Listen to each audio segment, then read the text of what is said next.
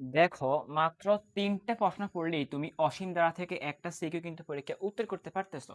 তোমার খ নাম্বারে মাত্র ২টা কোশ্চেন, তোমার ঘ নাম্বারে মাত্র একটা কোশ্চেন, মোট ৩টা কোশ্চেন, মানে তোমার ৩টা সিকিউ তুমি সলভ করেই তুমি উচ্চতর গণিত থেকে পরীক্ষায় একটা সিকিউ তুমি আরামসে অ্যান্সার করে দিয়ে আসতে পারো। তো এই সম্পূর্ণ প্রসেসটা আমরা আলোচনা করতেছি এবং তোমাকে সম্ভাবনাটাও দেখাই দিব যে সম্ভাবনা থেকে তুমি গুরুত্বপূর্ণ যে বোর্ড কোশ্চেনগুলো সলভ করলে তুমি অ্যান্সারটা করে আসতে পারো। আর অসীম দ্বারা থেকে মাত্র হাতে গোনা ৩টা কোশ্চেন পড়লে তোমার খ এবং ঘ নাম্বারের জন্য একদম প্রস্তুতি কভার হয়ে যাবে। তো তুমি সম্পূর্ণ ভিডিও দেখো, আমরা এই ভিডিওটা আলোচনা করবো যেভাবে তুমি মাত্র 2টা চ্যাপ্টার পড়ে তুমি উচ্চতর গণিত তুমি পাসটা করতে পারো। তো তুমি সম্পূর্ণ ক্লাসটা দেখো, আমরা সম্পূর্ণ প্রচেষ্টা আলোচনা করতেছি। আসসালামু আলাইকুম সবাইকে, এসএসসি 26 উচ্চতর গণিতের সাজেশন ক্লাসে তোমাদের সবাইকে স্বাগতম।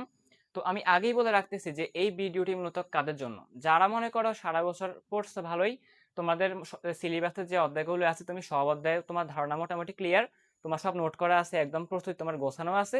তো তুমি তোমার দেখা দরকার নেই, তুমি ভালো করে পড়ো, তুমি ওখান থেকে তুমি কমন পাবা, তোমার আর ভিডিও দেখে টাইম নষ্ট করার কোনো প্রয়োজন নেই। তুমি তোমার স্টাডিটা তুমি করে যাও। আর যাদের মনে করো এরকম অবস্থা যে তুমি আগে পড়ছো এখন সব ভুলে গেছো, যে তুমি এখন কোন অধ্যায় থেকে তুমি কোন অধ্যায়টা পড়বা, কোন অধ্যায়টা পড়লে তোমার লাভ হবে বা কোনটা পড়লে তুমি এখন এগুলো চাচ্ছ, তো তোমাকে আগে যেহেতু পাস করা দরকার, মনে করো যাদের আগে পাস করা নিয়ে দেয়, তো তারা মাত্র আগে 2টা চ্যাপ্টার পড়ুক, আমি এইটাই সাজেশন করব। সেই 2টা চ্যাপ্টার হচ্ছে তোমার সম্ভাবনা ও অসীম ধারা। তো এই 2টা চ্যাপ্টার অনেকেই ভালোভাবে পারে। তো সম্ভাবনাটা তো অনেকে আরো সহজে পারে, আর অসীম ধারা অনেকে পারে, আবার অনেকের সমস্যা। তো অসীম ধারা থেকে তোমার যেই কোশ্চেনগুলো তুমি করলেই তুমি একটা সিকিউ কমন পাওয়ার চান্স তোমার 80%। তো ওই সিকিউগুলো আমি লিখে রাখছি, দেখো তোমার খ নাম্বারে মাত্র 2টা কোশ্চেন এবং ঘয়ের জন্য মাত্র তোমাকে একটা কোশ্চেন পড়তে হবে।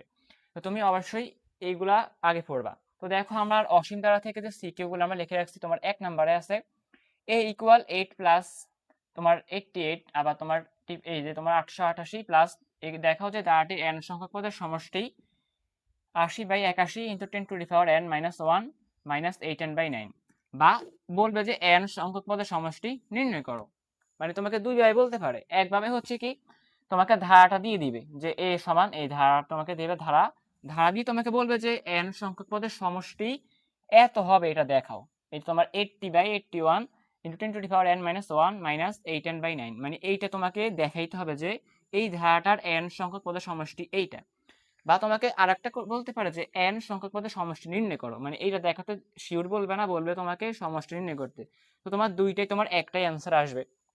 তো এটা 8+8 এরকম না থেকে তোমার থাকতে পারে 7 প্লাস তোমার 6 প্লাস এরকম থাকে, এরকমও থাকে যে 6+6 6 প্লাস, এইভাবে এইভাবে থাকে, আবার 7 প্লাস, যে কোনো সংখ্যায় থাকতে পারে। তোমার সেম কোশ্চেন সেম টাইপ, তুমি সেম ভাবে অ্যান্সারটা করবা।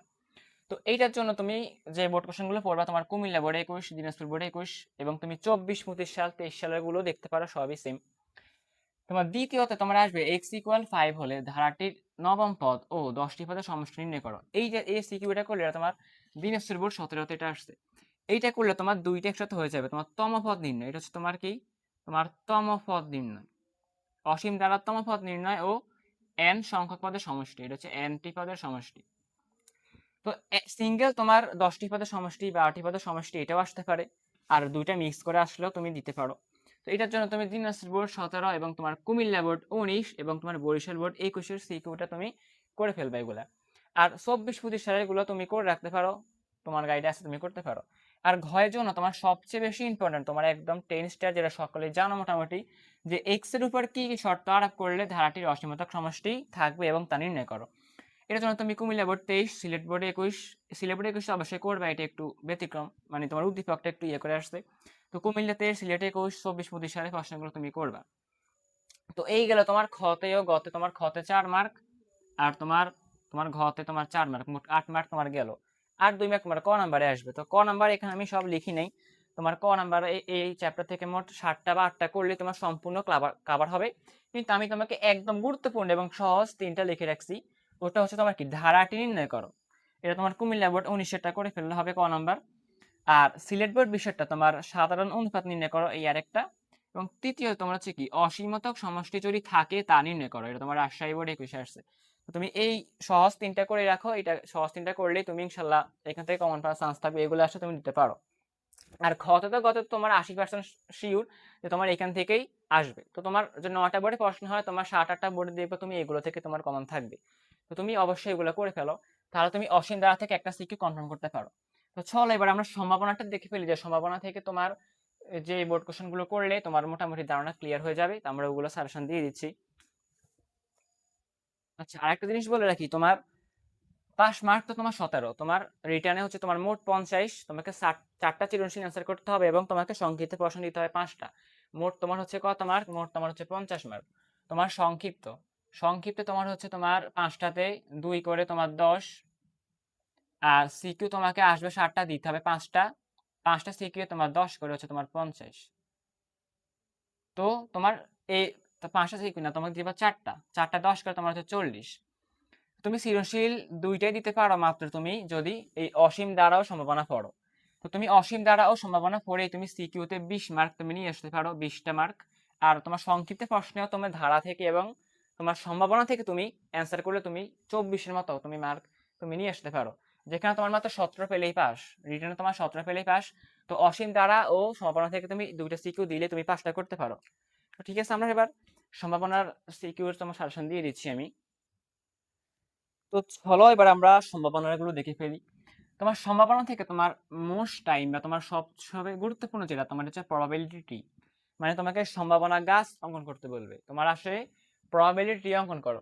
তো এই প্রবাবিলিটি অঙ্কন করতে হলে তোমাকে যে সিকিউ গুলো করতে হবে সেগুলো আমি লিখে রাখছি, তোমার বোর্ড কোশ্চেন গুলা। তোমার ঢাকা 20 করবা, সিলেট 20 করবা, কুমিল্লা 20 করবা, চট্টগ্রাম 20 করবা, এবং তুমি 24-25 সালের সিকিউ গুলো একটু দেখে নিবা। তো ঠিক আছে, সম্ভাবনা থেকে কিন্তু তোমার ধারার মতো নির্দিষ্ট প্রশ্ন লিখে রাখা যায় না যে তুমি এই 3টা টাইপই করো, কারণ সম্ভাবনা তুমি অনেকেই তোমার ভালো পারো, এটা তো সহজ, এটা তোমরা সবাই কিন্তু ভালো করে পারো। তো এটা তুমি জানো যে নির্দিষ্ট করে একটা কোশ্চেন লেখা যায় না, তোমাকে অন্তত 10-12টা কোশ্চেন তো সলভ করতেই হবে, তাহলে তুমি সম্ভাবনাটা ভালো করে পারবা। তো প্রবাবিলিটি অঙ্কনে তুমি 4-5টা করে ফেলো। আর প্রবাবিলিটি এর বাইরে তোমার যেগুলো আসে, সেজন্য তুমি দিনাজপুর বোর্ড 20, ময়মনসিংহ বোর্ড 20, এই দুইটা করলে তোমার হয়ে যাবে। তো তুমি এইখানে কিন্তু বাকিগুলো আছে তোমার সম্ভব, মানে তোমার প্রবাবিলিটি এটা তুমি তোমার খতে আসে, তো গতে তোমার অন্য একটা আসবে, আর যদি এটা গতে আসে তো খতে অন্য একটা আসবে। তো তুমি এই বোর্ড কোশ্চেন গুলি করো, আর 24-25 সালের কয়েকটা করো, করলে তুমি ইনশাল্লাহ তুমি সম্ভাবনা থেকে কমন পাবা। আর এটা তো সহজ, তুমি অনেক, এটা আমি বিশ্বাস যে তুমি এটা অনেকে তুমি পারো। তো এটা তুমি বেসিক গুলো পড়ো, নোট খাতাগুলো পড়ো, এবং তোমার এই সিকিউ গুলো তুমি সলভ করে ফেলো, ঠিক আছে? তো তুমি এইভাবে তুমি সম্ভাবনা থেকে একটা সিকিউ 10 মার্ক, অসীম দ্বারা থেকে একটা সিকিউ 10 মার্ক, মোট তোমার 20টা মার্ক। এইভাবে তুমি সিকিউ গুলো উত্তর করে তুমি 20+ মার্ক তুমি নিয়ে আসতে পারো। আর সংক্ষিপ্ত থেকেও তোমার সম্ভাবনাতে একটা আসবে এবং ধারা থেকে তোমার একটা আসবে। তো তুমি সংক্ষিপ্ত থেকেও এখান থেকে 2টা করে অ্যান্সার করবা, আর ধারা থেকে তো একটা অ্যান্সার করবেই। মোট তুমি সিকিউ 2টা মিলে 20 মার্ক এবং সংক্ষিপ্ত তুমি 2 করে 4, তোমার 24 মার্ক মোট তুমি হাইস্ট তুলতে পারো এই 2টা চ্যাপ্টার থেকে, ঠিক আছে? তো তুমি 17 পেলেই পাস। তুমি ধারার ওই পিক্স 3টে কোশ্চেন করো, আর সম্ভাবনার এই বোর্ডগুলো তুমি প্র্যাকটিস করো, ইনশাল্লাহ তুমি ভালো কিছু অ্যান্সার করতে পারবা, ঠিক আছে? আর এইগুলো পড়ার পরে যদি সময় পাও তাহলে বাকি অধ্যায়গুলো তুমি স্থানাঙ্ক জ্যামিতিটা পড়তে পারো, ঠিক আছে? তো অবশ্যই তুমি এই চ্যাপ্টারগুলো বারে করে পড়ো, এই বাসাইকৃত তোমার সিকিউ গুলো তুমি পড়ে ফেলো, ঠিক আছে? তো আজকে এই পর্যন্তই, দেখা হবে তোমার পরবর্তী ক্লাসে।